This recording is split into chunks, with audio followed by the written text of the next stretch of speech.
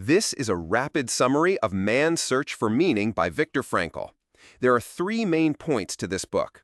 First, our primary drive in life is not for pleasure or power, but for the discovery and pursuit of what we personally find meaningful.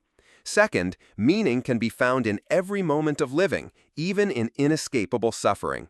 Third, the last of the human freedoms, the one thing that can never be taken from us, is the power to choose our attitude in any given set of circumstances.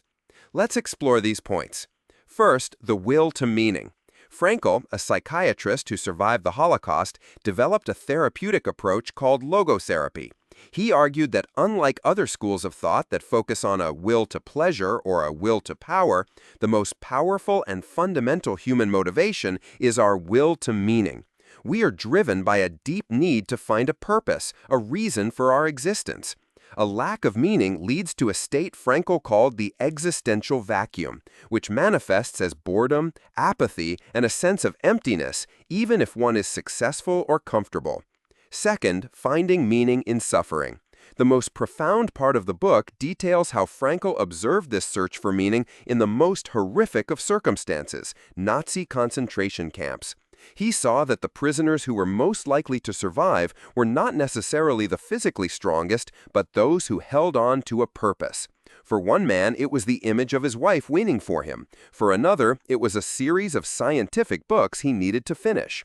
Frankl argues that meaning can be discovered in three ways: by creating a work or doing a deed, by experiencing something or encountering someone, and by the attitude we take toward unavoidable suffering. He famously quotes Nietzsche, "He who has a why to live for can bear almost any how." Third, the freedom to choose our attitude. This leads to the final crucial point. Frankl asserts that everything can be taken from a person but one thing: the freedom to choose one's attitude. Even in the face of total degradation, he and others realized they could decide how to respond internally.